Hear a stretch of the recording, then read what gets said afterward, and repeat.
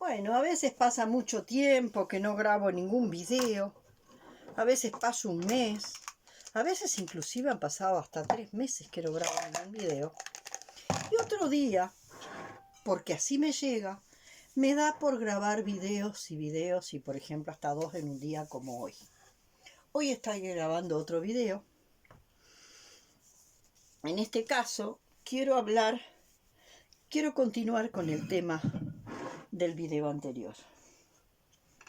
Acá tenemos este dibujito.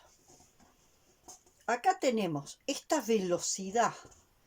Esta velocidad es una velocidad mecánica que corresponde al cuerpo mecánico del humano autómata robotizado.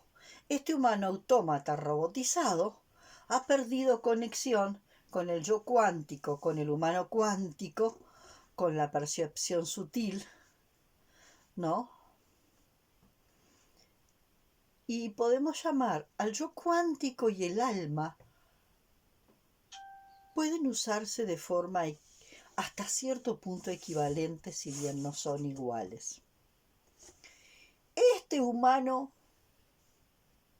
autómata robotizado en su cuerpo mecánico, que tiene una velocidad mecánica por el mundo y que va actuando en forma programada, como porque tiene, digamos, una suerte de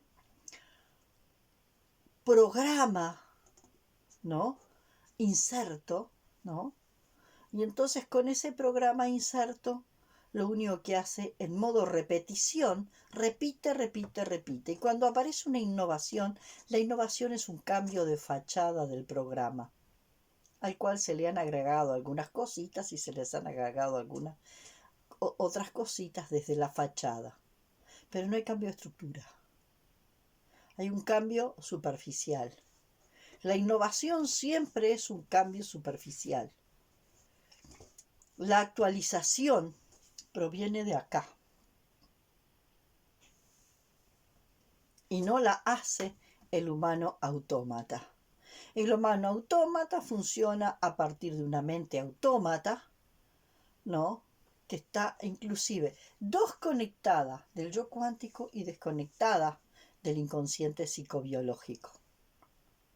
¿Tá? Quiere decir que este humano mecánico está desconectado del yo cuántico, pero también desconectado de su conciencia psicobiológica.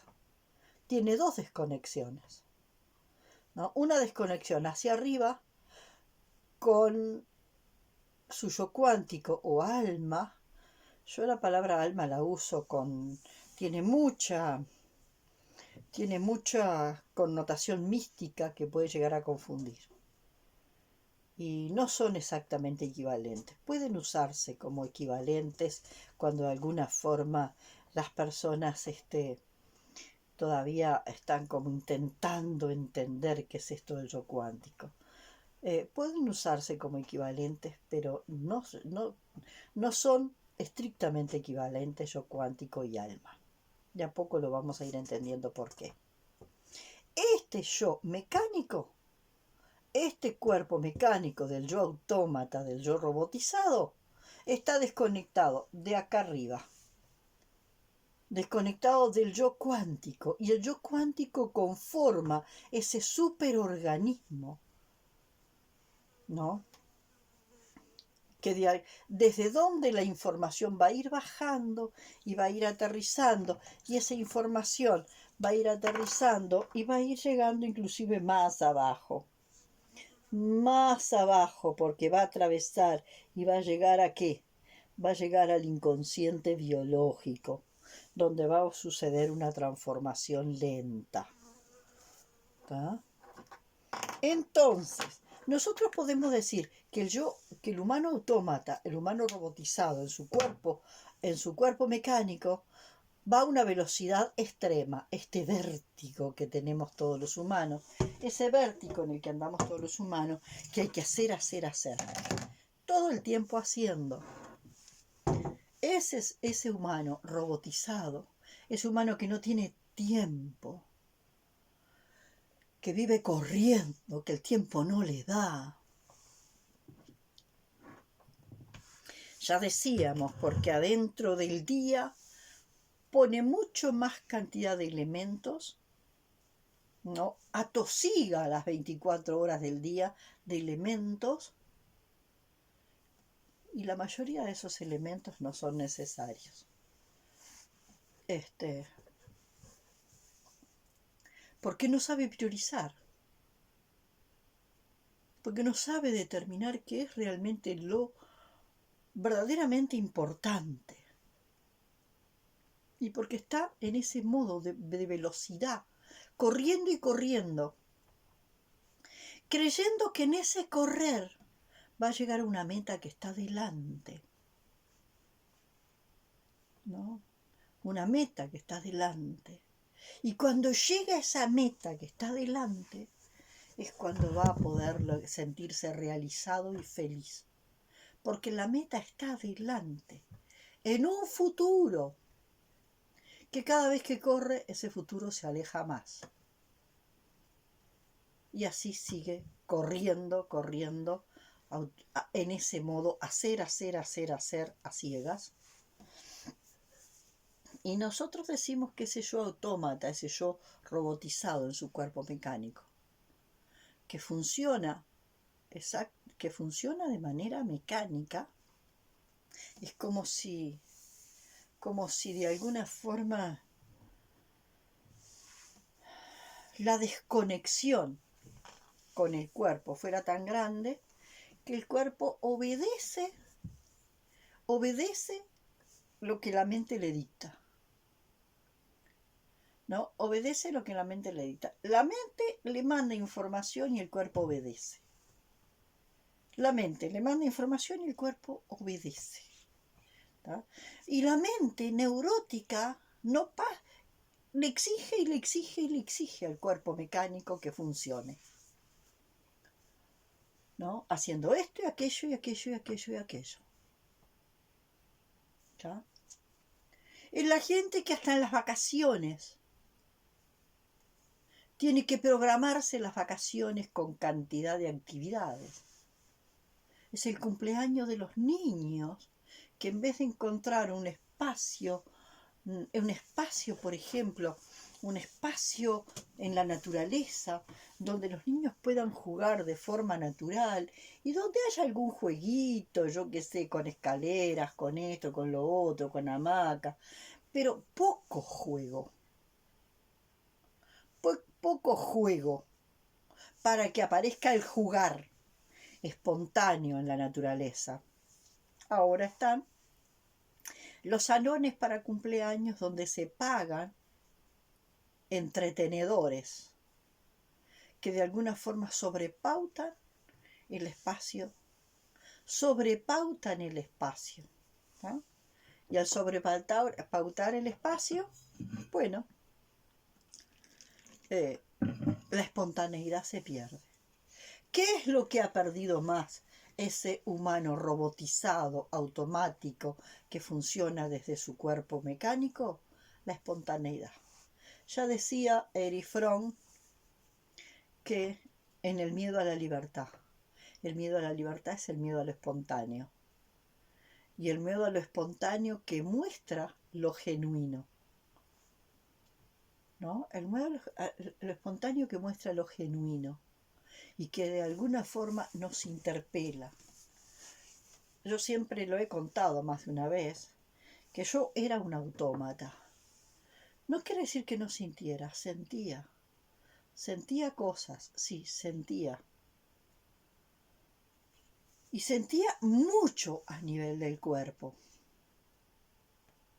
Pero a pesar de que sentía mucho al nivel del cuerpo, yo no podía aprovechar todo ese movimiento, esa cantidad de sensaciones corporales. Yo no las sabía leer ni las sabía aprovechar. Y hacía un esfuerzo sobrehumano para funcionar mecánicamente. Y en el intento de funcionar mecánicamente, con toda esa cantidad de sensaciones físicas, ¿no? Que de alguna forma era el inconsciente biológico queriendo expresarse, como lo puse en el video, en el que grabé hoy, no, en el que grabé el día anterior. Eso que se quiere desbordar, que se quiere salir. Todo eso, de alguna manera, que está saliendo que quiere salir a borbollones, porque una cosa es tener un continente para los contenidos. Y me parece bárbaro que cada ser humano pueda tener un continente para los contenidos. Y para que ese continente pueda darle lugar a los contenidos hay que hacer espacio. Pero otra cosa bien diferente es que el continente sea una caja, una cárcel, una celda donde estemos prisioneros. Bueno, el desborde es el deseo del inconsciente biológico de romper con esa celda.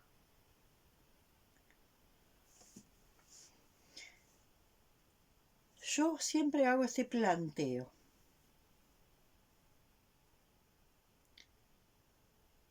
Me imagino una taza de té con su platillo.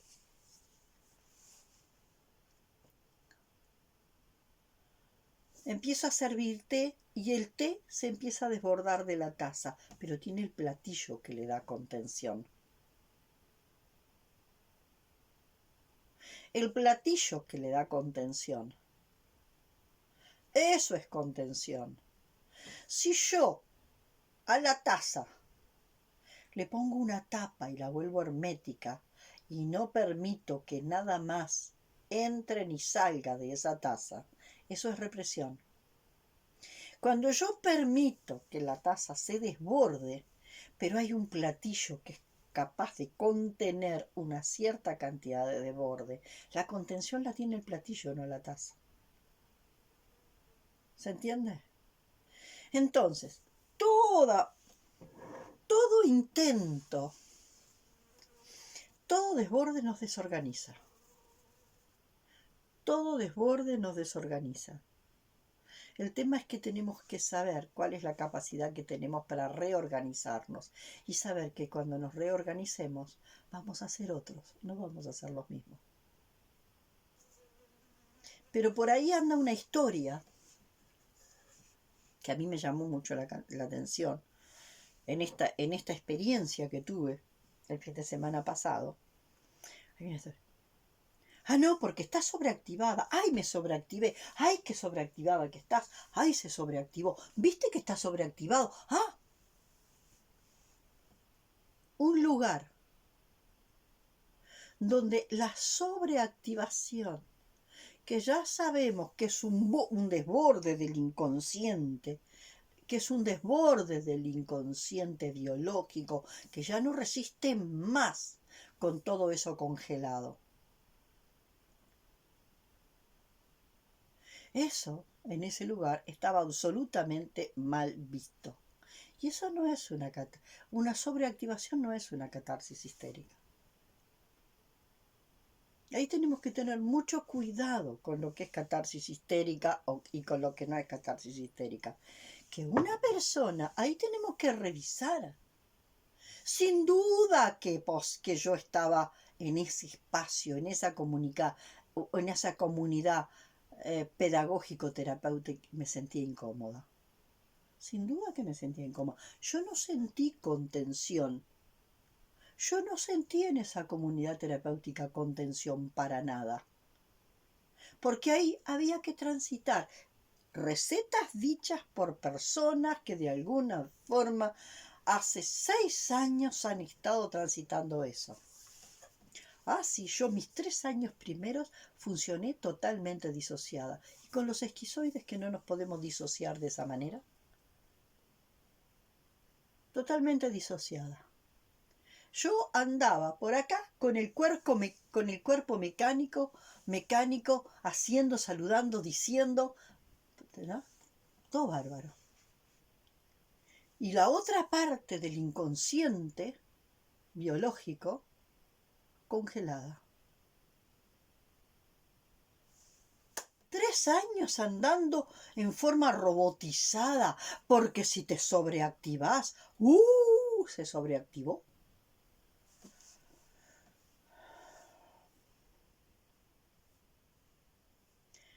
Bueno, uno va encontrando, como yo decía, comunidades pedagógico-terapéuticas donde de alguna forma hay un espacio que te da contención. Un espacio que te da contención, que te sostiene, que te da contención. Porque se ha trabajado a fondo.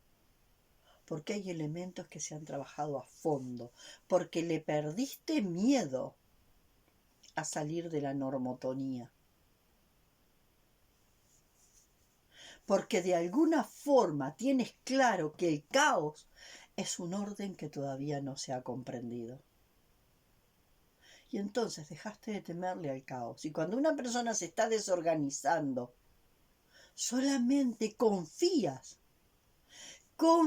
de verdad en su sabiduría biológica, que va a poder desorganizarse y reorganizarse.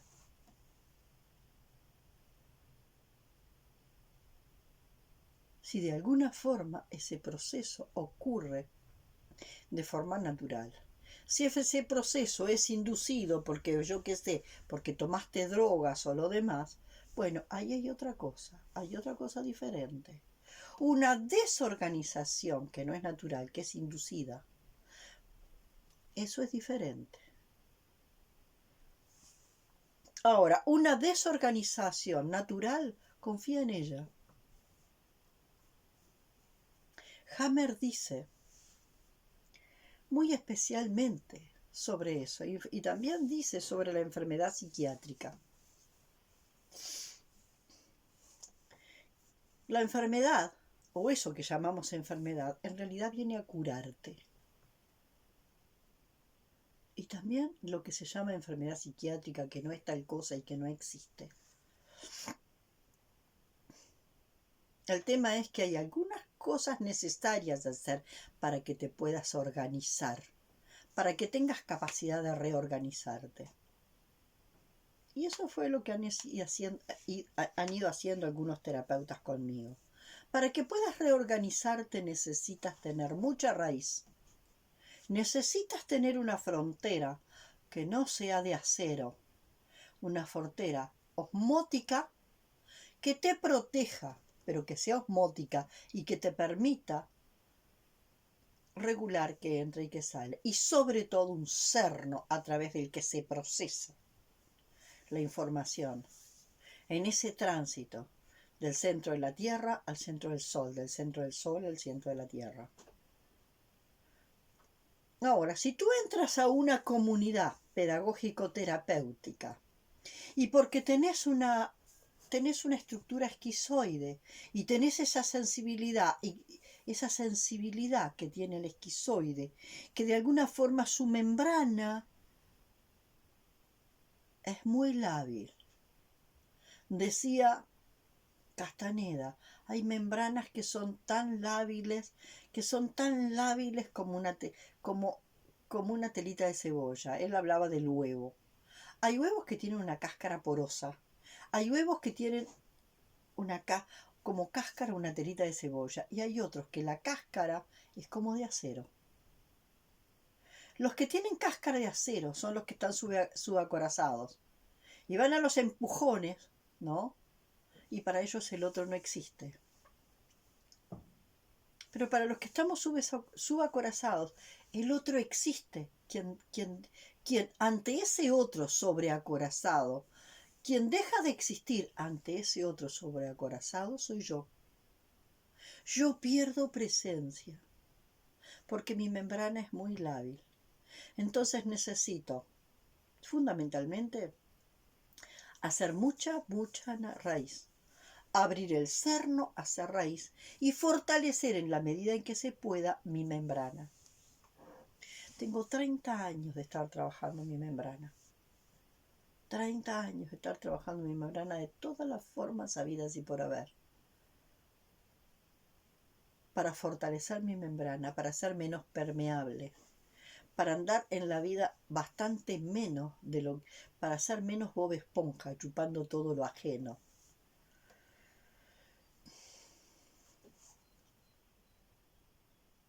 Cuando, cuando a veces no puedo con lo propio. Si a lo propio, a lo que me viene desde a lo endógeno, le sumo todo lo exógeno que absorbo, que chupo como Bob Esponja, sin duda que la desorganización va a llegar a puntos donde voy a dejar de existir, donde mi presencia me va a convertir ni siquiera en un yo mecánico, en un yo autómata que actúa que funciona como el yo mecánico, sino que voy a terminar siendo, como yo decía, un trapito de piso viejo tirado en el piso. Como decía, esa comunidad terapéutica le dio le dio una enorme contención a una persona que se va a quedar y que va a terminar toda la formación, que es un psicopático perverso. Un terapeuta que yo todavía no tenía una capacidad de retirarme de los lugares que no eran saludables. Y creo que ya lo conté. Pero ese terapeuta estaba ahí. Y la sola presencia de esa persona a mí me desorganizó totalmente. Yo no creí que aún me afectara tanto eso. No creí que me afectara tanto eso.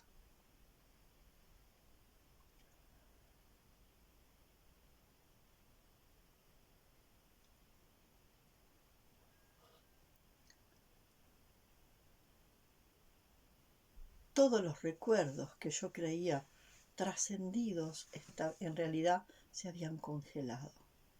Y todos esos recuerdos salieron a flor de piel. Salieron a flor de piel cuando el tipo me colocó en el medio de dos grupos que conformaban 16 personas en una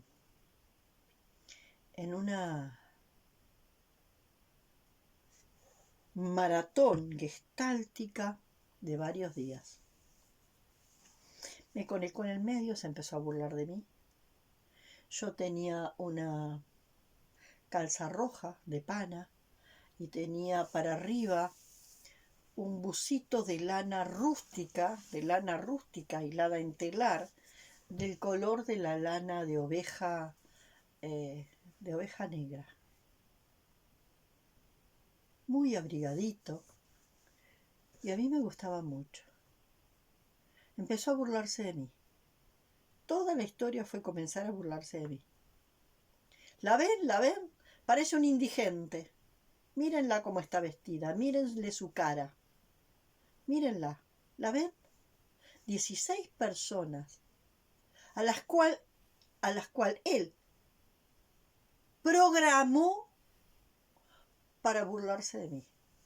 Y todos, por lealtad a él, se empezaron a reír de mí. Porque mientras se reían de mí, ellos estaban libres de que ellos no se iban a reír. Esa es la falsedad de la mente. Nos vamos a reír de ella, la vamos a tomar como chivo expiatorio.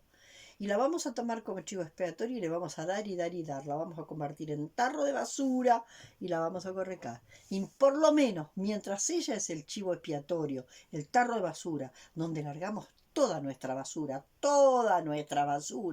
por lo menos durante ese tiempo estamos a salvo.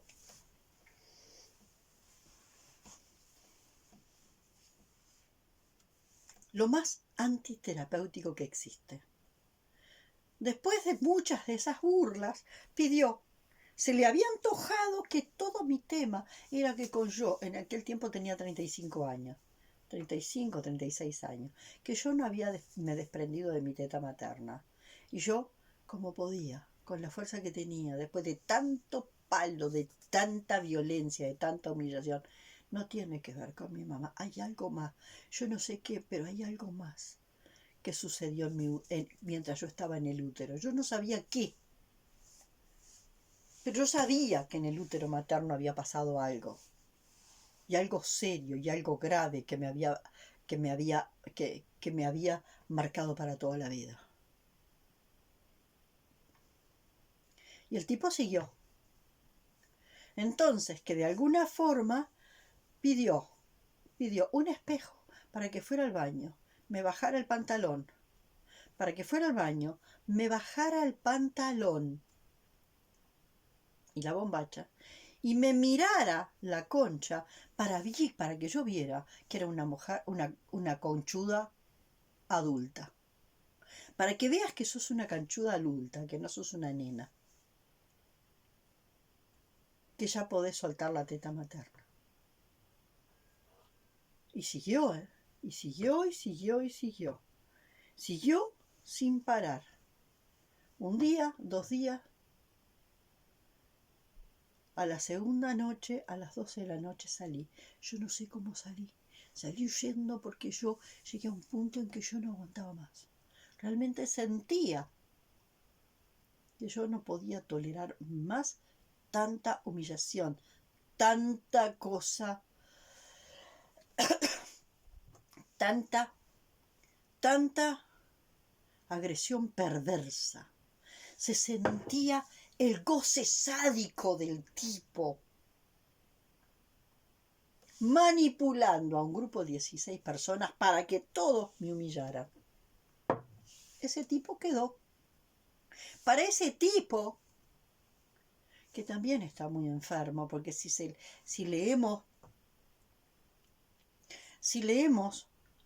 las estructuras psicoenergéticas de Barbara Brennan, el psicopático le tiene terror a la traición.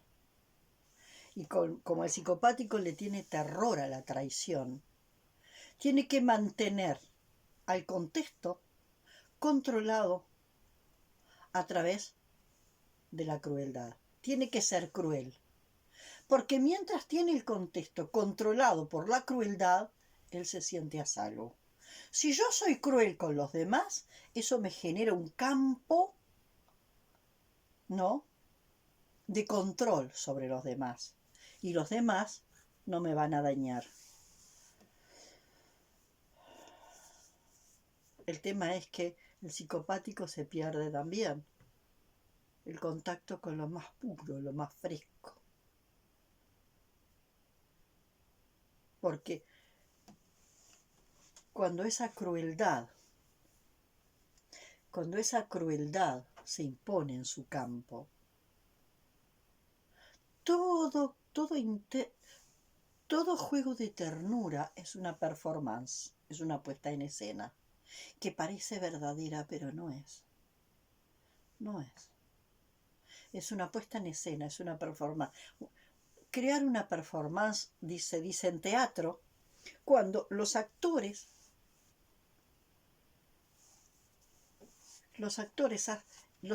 crean esa puesta en escena. Y crean esa puesta en escena, intentando que sea lo más creíble posible, pero saben que es una puesta en escena, saben que es una actuación. Y eso de confundir esa actuación de una escena de ternura con la ternura verdadera, hay una distancia enorme. Bueno, esa comunidad pedagógico-terapéutica le dio acogida a ese señor, y de alguna forma ese señor, que tiene una cantidad de juicios por ética, por ética profesional, por mala praxis, tiene juicios y juicios y juicios. Y en los rumores de pasillo ya circula que este hombre es así. Igual, la comunidad lo acoge, lo abraza. A una esquizoide, a una persona que tiene una estructura esquizoide, ¿tá?, a una persona que tiene una estructura esquizoide, esas que son tan cuidadas en el chamanismo y candidatos a chamanes, una persona que tiene una estructura esquizoide no tuvo acogida en ese lugar. Cuando de alguna forma mi inconsciente biológico empezó a expresarse en emociones y en movimientos corporales, rápidamente dejaron de mirarme, huyendo la mirada, evitándome para conversar.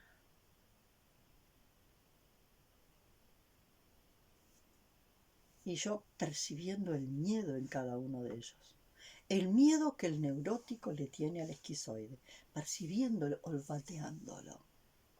El miedo que el neurótico le tiene al esquizoide. Bueno, lo cierto es que a partir de ahí, yo entendí que yo no fui ahí para completar un módulo. Yo fui ahí para poder experimentar, reexperimentar y trascender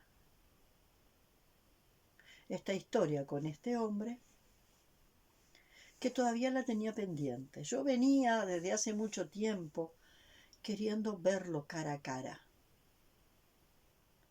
Queriendo verlo cara a cara y queriendo decantarle unas cuantas cosas de frente por lo perverso que había sido conmigo. Yo no sé. A ver, quiero que me cuentes cuál fue la estrategia terapéutica que tú quisiste hacer conmigo en tal situación, en tal situación, en tal situación, en tal situación. ¿Cuál fue tu estrategia terapéutica? Hoy en día se sabe que hay un caso, por ejemplo, de un terapeuta. Hay una compañera que el otro día puso el nombre, yo ahora no me acuerdo del nombre, pero en la medida en que pueda voy a recuperar el nombre y el libro de la persona, que también lo leí. Es un psiquiatra que entró en un psiquiátrico y que en pocos años el psiquiatra se vació de gente. Lo único que hizo ese psiquiatra fue acercarse a cada persona y plantear algo que es básico en pedagogía y psicología sistémica. Reconocer que el otro que está allá afuera es mi espejo y que de alguna forma solo espeja una parte mía que es idéntica a él. Entonces, cuando pudo sentir que ese otro que está ahí también me habita, y esa frase tan clara, yo soy igual a ti, que es la base de la pedagogía y la pedagogía y la psicología sistémica. Yo soy igual a ti. Tú vives dentro de mí. El tema es que el aspecto del otro que me sacude dentro de mí está congelado. Entonces, cuando ese aspecto del otro que está congelado, ese aspecto del otro dentro de mí, yo lo puedo reconocer y puede empezarse a descongelar. Yo puedo abrazar a ese otro sin miedo. Porque solo ahí es donde nos damos cuenta que el otro no es nada más que mi propio yo del otro lado de esto que llamamos realidad.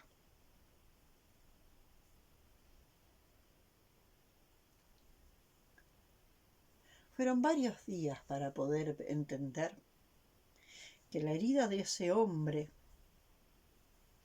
que me humilló tanto, tanto, tanto, que me humilló de la forma más perversa, poder ver eso que decimos siempre. Dentro de cada monstruo hay un niño herido. Poder ver la herida brutal que había en ese hombre. Quizás él necesite más ese espacio que yo, no lo sé. Quizás ese espacio lo saque de ese cuerpo mecánico que robotizado va por el mundo creyendo que sana gente, sin poder hacer verdadero contacto profundo y real con el otro. Entonces yo me pregunto, ¿cuánto contacto real y profundo hago yo con los otros?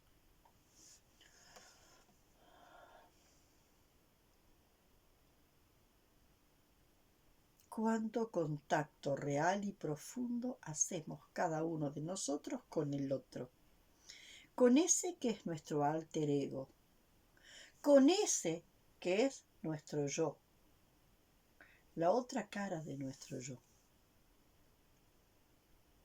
¿Cuánto contacto hacemos con ese otro? ¿Cuánto podemos aceptar a ese otro cuya otredad es tanta que nos desestabiliza, nos desorganiza? Hay una chica que trabajó bastante conmigo, que cuando abrimos grupos, ella dice, bueno, dispuestos a entrar a la licuadora.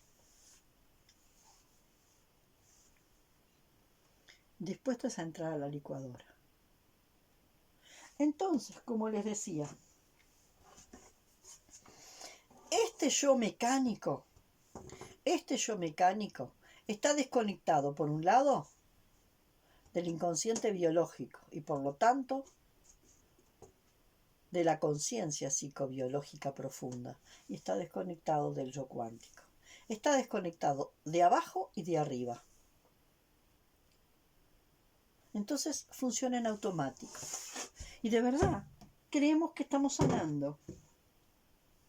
Y en eso también digo, ¿cuánto yo estoy ayudando a sanar a los demás? Me pregunto, porque ese hombre está convencido de que humillando sana a los demás.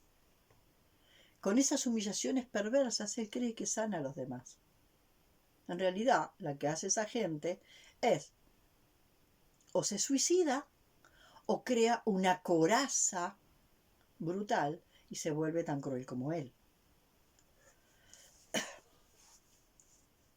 Pero no se le llega a nadie a la profundidad del corazón y del alma a través de humillar y humillar y humillar y humillar. No se llega a la profundidad del otro a través de humillar y humillar y humillar. Entonces yo reconozco que de alguna forma yo en algún tiempo he funcionado así.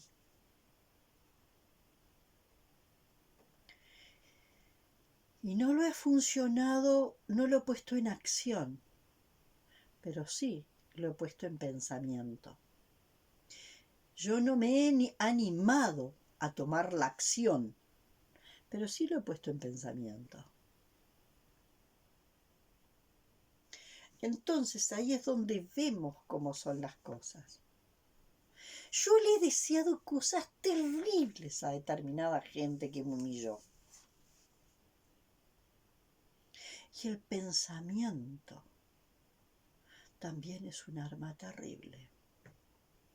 Porque nuestros pensamientos de alguna manera le llegan al otro.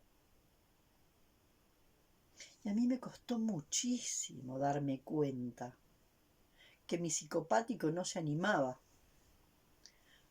a humillar al otro de forma presencial o asesinar al otro de forma presencial. Yo tenía el arma del pensamiento. Yo humillaba con el pensamiento. Entonces ahí es donde yo me digo, la pucha, me reconozco. Yo reconozco que tengo, por ejemplo, un Milei adentro. Milei humilla a todo el mundo que no piensa exactamente como él. Y va funcionando, él va funcionando con este y con aquel mientras lo aprueban. Apenas aparece, el otro lo desaprueba un poquito, ya lo convierte en enemigo. Pensás exactamente igual que yo, y si no pensás exactamente igual que yo y me aprobás en todo lo que yo digo, te expulso. Pero después está el otro también, que más de alguno lo ha dicho. ¿Por qué yo funciono bien con mi ley? Han dicho, porque yo lo adulo. Y cuando yo lo adulo y lo hago creer que es maravilloso y lo hago creer que es un genio y le inflo el ego de la forma, él me adora. Yo tengo un personaje interno que también es un psicopático perverso. que no se anima a expresarse en el mundo externo a través de acciones, pero que sí se expresa en el mundo interno, se expresa en el mundo externo a través de pensamientos, porque los pensamientos no quedan en mí, no quedan dentro de mí. Los pensamientos son campos energéticos que se irradian.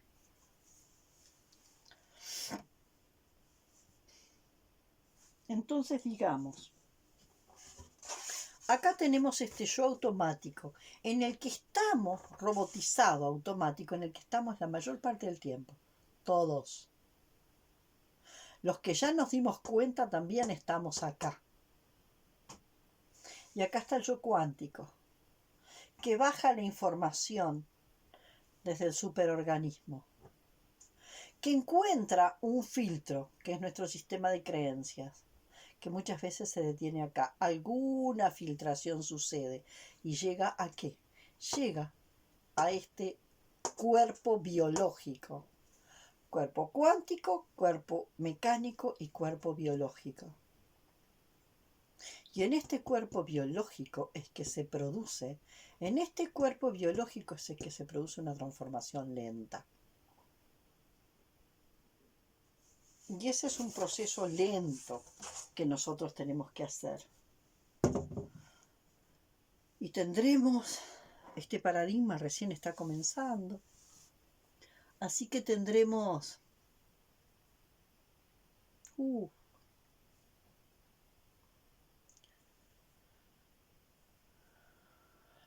siglos por delante para seguir trabajando. Y este es el famoso cambio de paradigma desde el que habla Thomas Hull, aunque él todavía en algunos aspectos todavía está metido en esta cosa del bien y del mal, y de lo correcto y lo incorrecto, y de lo bueno y lo malo, y de lo lindo y lo feo, y de todo eso. Les vuelvo a decir, este yo automático, este yo robotizado, daña cuando tala árboles, y cuando tala los árboles que no tiene que talar, y cuando planta los árboles que no tiene que plantar. ¿De dónde me llega la información de si tengo que talar o no talar? Si tengo que plantar o no plantar, la información me llega del superorganismo, que pasa a través de nuestro yo cuántico, y ahí desciende. ¿Y desciende a dónde? Y desciende a acá, al cuerpo biológico donde se produce la transformación lenta. Bueno, hoy necesité grabar este otro video porque hay días que tengo como mayor entusiasmo para esto, y entonces se me mueven más cosas, y bueno, y tengo que hacerlo, y después pasa otro tiempo. Y bueno, y ahora estoy acá tranquila, serena. En el otro video agradecí especialmente ese espacio donde sentí el máximo, una comunidad pedagógico-terapéutica donde sentí el máximo de contención. Y les vuelvo a decir, no entiendo esa cosa. Ay, porque llegué a ese lugar y llegué molesta. El segundo día. Al segundo día llegué molesta. Llegué molesta por varias cosas, ¿no?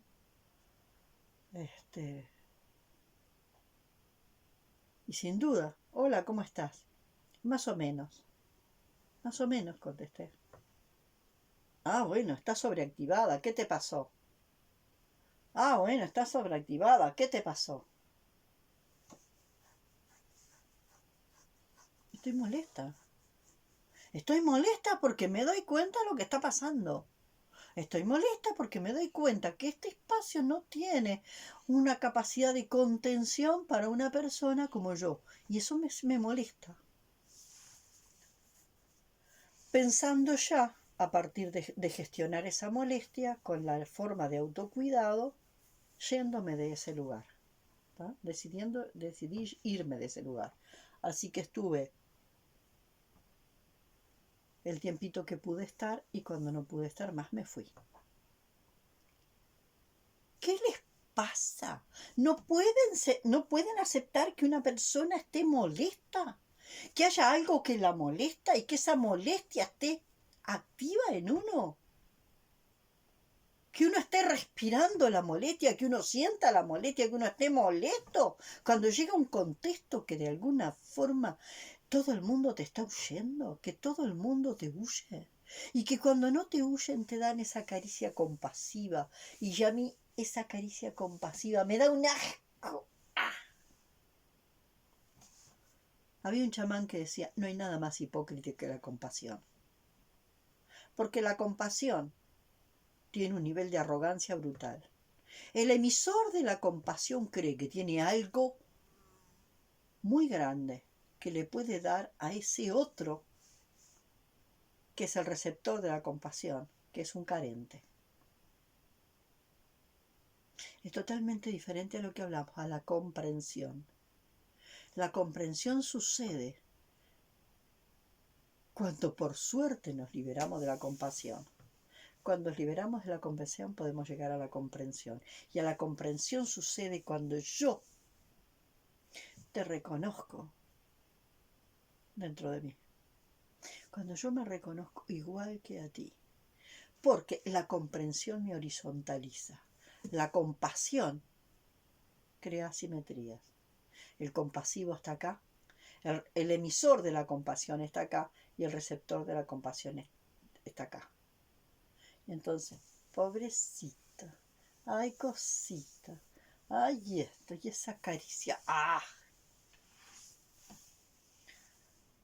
No, a mí no me resuena. Entonces, ¿cómo es la historia? ¿No podía estar enojada? ¿No podía estar molesta? ¿No podía estar molesta en un lugar donde era un ser invisible? Y no invisible, invisibilizado porque como era un ser que molestaba, decidían invisibilizarme, o sea, hacer de cuenta que yo no estaba, evitar mis miradas. Si yo buscaba la mirada de alguien, las miradas evasivas, todo el tiempo las miradas evasivas, para acá, para allá, todo el tiempo las miradas evasivas. Acercarse a alguien, ¿no? Donde en algún momento estuvimos teniendo una conversación y acercarme a querer compartir esa conversación y querer hablar dos palabras y sentir que yo no existía, que no estaba presente. Una y otra y otra y otra y otra vez. ¿No tenía derecho a estar molesta? ¿No tenía derecho a sentir fastidio, a sentirme enojada? ¿Cómo es? Entonces, ¿cómo es?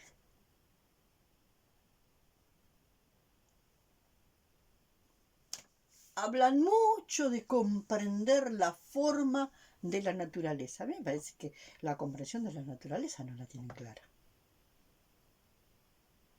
Me parece que la comprensión de la naturaleza no tienen clara. Un animal está en una actitud.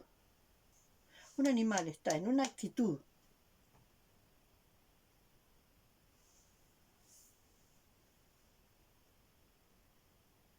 de respuesta al peligro, mientras el peligro no se ha ido.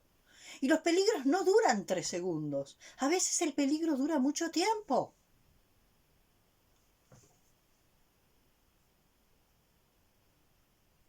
Imagínense una leona que está cuidando a sus animalitos y que de alguna forma se aparece una manada de predadores que empieza a andar por ahí. Sin duda que esa leona está en 2 movimientos simultáneos, protegiendo a sus animalitos, pero además está atenta a ese predador, a ese contexto de predadores que andan por ahí. Está ahí. Y mientras los depredadores no se van, va a estar, como ellos dicen, sobreactivada. No, va a estar teniendo los mecanismos de protección intimidando al depredador. No sé, yo hay cosas que le meten mucha cosa, le meten mucha ciencia, mucha cosa, y a mí hay cosas mucho más simples que se la están pasando por alto. Bueno, todo esto viene a partir de todas las cosas que me vienen cayendo, las fichas que me vienen cayendo, a partir de esa experiencia que iba a ser de 3 días y medio, en realidad fue de 2 días y medio, porque al tercer día me fui de ese lugar donde no me sentí ni vista, ni respetada, ni aceptada, y donde dije, claro, no pertenencia. Me siento no perteneciente, me siento aislada, me siento absolutamente sola en este lugar. Me siento sola. Me siento no perteneciente. Me siento que que acá no tengo lugar. Yo acá no tengo lugar. Y yo puedo entender que quizás la herida de ese perverso psicopático, que es de su cuerpo mecánico, es mucho más famoso que yo, y tiene mucho más pacientes que yo, y ha dado clase en la universidad y todo lo demás, que el alma de ese hombre esté tan herida como la mía, o más, y necesita ese espacio. Pero yo también lo necesitaba. O necesitaba un espacio donde ser contenida. Ese espacio no se pudo transformar para contenerme. No se pudo transformar para contenerme. No puede, ese espacio no puede contener esquizoides. Y si un espacio no puede contener esquizoides, que es de alguna forma, ya lo dice Brigitte y ya le dicen muchos, los esquizoides que logramos sobrevivir sin crear una esquizofrenia, somos lo que tenemos, los que podemos generar, los que podemos generar transformaciones reales y profundas. Lo dice Brigitte y lo dicen muchos autores. Y por supuesto lo dice el chamanismo. Hasta la próxima.